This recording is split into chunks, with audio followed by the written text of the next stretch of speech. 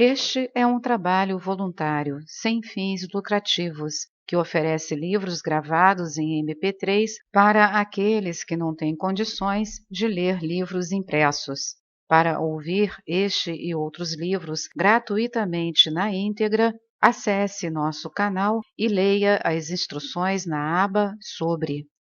Este livro foi gravado para o uso exclusivo da pessoa com deficiência visual, não podendo ser comercializado de acordo com a Lei nº 9.610, de 19 de fevereiro de 1998. Aforismo 41. Jesus disse: aquele que tem algo na mão, esse receberá, e aquele que não tem, esse até perderá o pouco que tem. Este texto de Tomé é uma paráfrase modificada das conhecidas palavras de Jesus na parábola dos talentos, referida por outros evangelistas. Nesta parábola, somente o primeiro e o segundo servo, que haviam recebido 5 e 2 talentos, respectivamente, atualizaram a sua potencialidade criadora, duplicando 5 em 10 e 2 em 4 talentos. Ao passo que o terceiro servo, que recebera apenas 1 talento, que tinha pouco, enterrou este pouco e se entregou à inércia, e por não ter atualizado a sua pequena potencialidade, perdeu até esta, ficando sem nada. Mas, se esse terceiro servo, em vez de cair na inatividade, tivesse ativado o pouco que tinha numa mão, a pequena potencialidade que tinha teria enchido também a outra mão, atualizando em 2 o único talento que tinha. Essas palavras são, pois, uma advertência e um convite ao viçareiro para os poucos dotados, no sentido de não considerarem zero o pouco que têm e não fazerem nada, mas para trabalharem honestamente com a exiguidade dos seus dotes e realizarem-se deste modo. As leis cósmicas nunca repetem as suas doações mecanicamente, nunca distribuem por igual os seus dons, nunca repetem rotineiramente a distribuição dos seus bens. Sendo que o uno do doador é de infinita intensidade qualitativa, assim o verso do doado é também de infinita extensidade quantitativa. Entre os homens pode o autor talentoso repetir as suas obras, porque talento é sinônimo de limitado, mas o autor divino nunca repete nenhuma das suas obras, porque gênio é homônimo de ilimitado, infinito. O Criador não cria 2 criaturas iguais, cria sempre criaturas desiguais, porque o Criador é o gênio de infinita potência, ao passo que qualquer criatura é apenas um talento de potencialidade finita. Há quem veja injustiça nessa distribuição desigual que Deus faz às criaturas.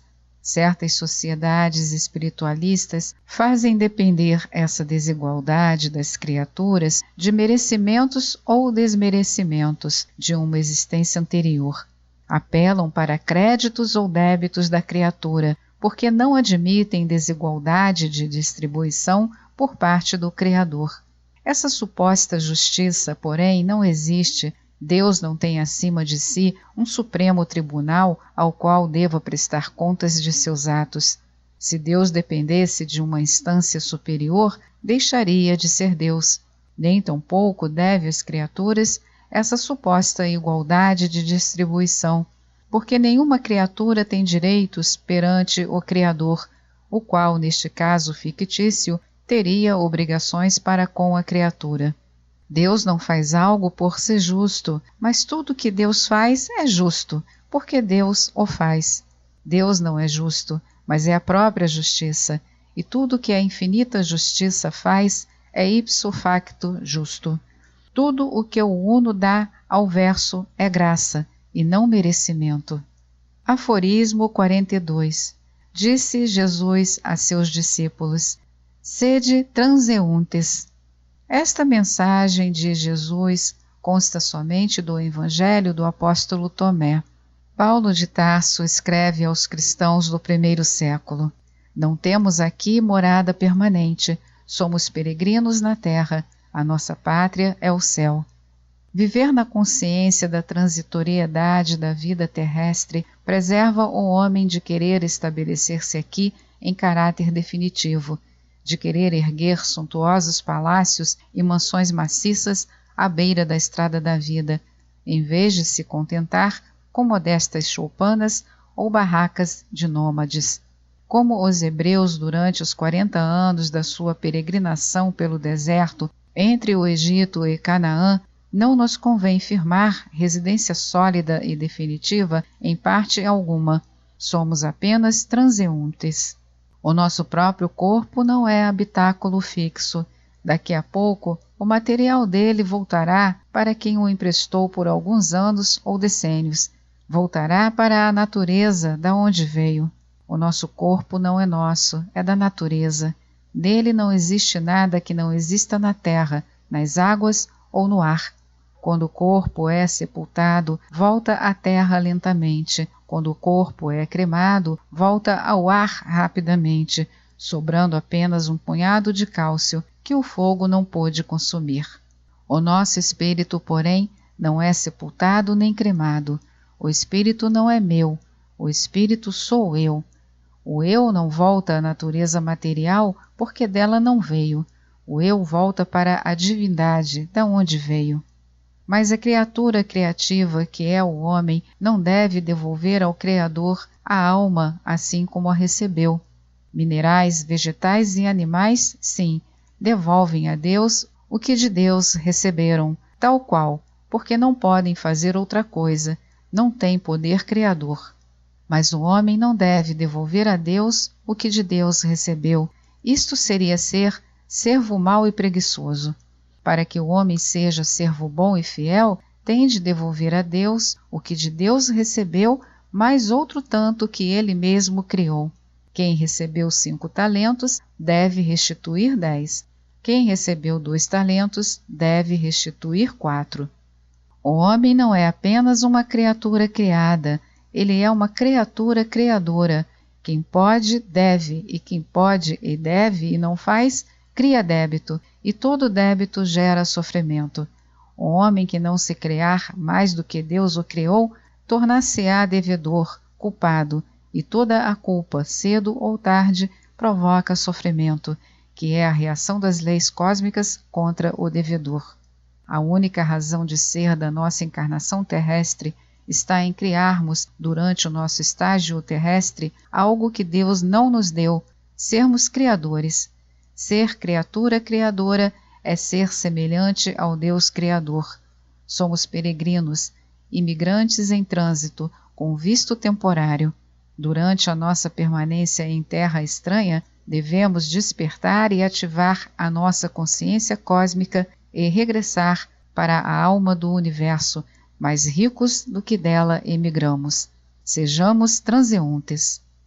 Aforismo 43. Disseram-lhe os discípulos: Quem és tu que nos dizes tais coisas? Respondeu-lhes ele: Pelas coisas que vos digo, não conheceis quem eu sou? Vós sois como os judeus, que amam a árvore e detestam o seu fruto, ou amam o fruto e detestam a árvore. É pelos frutos que se conhece a árvore, e é pela árvore que se conhece os frutos. Não é possível conhecer os atos exteriores a não ser pela atitude interna, nem é possível conhecer a atitude a não ser pelos atos. Não se pode conhecer o ego visível senão pelo eu invisível, e não se pode conhecer o eu senão pelo ego. O homem não é um ser sem um agir, nem é um agir sem o ser. Para conhecer alguém, deve-se tomá-lo em sua totalidade unilateral, e não encará-lo em parte unilateralmente. Somente uma visão integral é que garante uma compreensão real e verdadeira. Mas, infelizmente, o homem egóico é unilateralmente analítico e não é unilateralmente intuitivo, como o homem cósmico, e por isto não pode compreender Jesus como o Cristo, senão apenas como o Jesus humano. Os judeus rejeitaram Jesus porque não viram nele o Cristo divino, mas tão somente o Jesus humano. Misticismo ilusório é aquilo que o homem pensa de Deus. Mística verdadeira é aquilo que Deus revela ao homem. Mas esta verdade não é pensável, nem dizível. O homem, ego pensante, nada sabe da verdade. Somente sabe da verdade o homem cosmopensado e o homem cosmopensante. A verdade não é do ego faciente, que age do aquém para o além. A verdade é do cosmofeito, que recebe do além para o aquém. Aforismo 44. Disse Jesus: quem blasfemar contra o Pai receberá a graça. Quem blasfemar contra o Filho receberá a graça. Mas quem blasfemar contra o Espírito Santo, esse não receberá a graça, nem na terra, nem no céu. Os outros evangelhos referem as mesmas palavras de Jesus com ligeiras variantes, mas o sentido é invariavelmente o mesmo. Esse sentido, porém, é incompreensível à luz das nossas teologias analíticas, que entendem por Pai, Filho e Espírito Santo três pessoas ou personalidades divinas. Na linguagem dos livros sacros, não se trata de três personalidades, mas de três aspectos ou funções da única e suprema divindade. Quando o homem conhece apenas o primeiro ou o segundo aspecto da divindade, peca por ignorância, e dele se pode dizer: liberta-o, porque ele não sabe o que faz. As conhecidas palavras Pai, perdoa-lhes, porque eles não sabem o que fazem, não correspondem nem ao texto grego do primeiro século, nem à tradução latina da Vulgata. Ambos dizem libertar, apieme em grego, demitere em latim. Perdoar pecados, no sentido tradicional da palavra, não é o mesmo que libertar de pecados. Mas quando o homem peca por maldade plena e consciente, se exclui ele mesmo da possibilidade de libertação, fechando todas as portas à sua conversão. Quem se torna auto-inconvertível não se converte. Há quem julgue impossível uma criatura pecar por maldade. Há quem diga que todo o pecado é cometido por ignorância. Na presente humanidade primitiva, talvez seja exata esta tese, mas numa humanidade altamente evolvida, numa humanidade conscientemente satanizada, é possível essa blasfêmia contra o Espírito Santo, ou seja, esse pecado contra a própria consciência. O livre-arbítrio abre duas portas para o infinito positivo, vida eterna, e para o infinito negativo, morte eterna. O livre-arbítrio é uma onipotência criadora rumo ao todo, ou então uma onipotência destruidora rumo ao nada. Não há criatura imortal, mas há criatura imortalizável. A criatura que pela blasfêmia contra o Espírito Santo nadifica a sua criaturidade acaba necessariamente no nadir do nada, assim como a criatura que realiza sua criaturidade vai rumo ao zênite do todo. A metafísica e a mística são idênticas à matemática, e na matemática, diz Einstein, reside o princípio criador, e reside também seu contrário, o princípio nulificador. Esta é mais uma edição do canal Livros Falados Voz Humana. Que o bem, o bom e o belo se multipliquem em benefício das criaturas.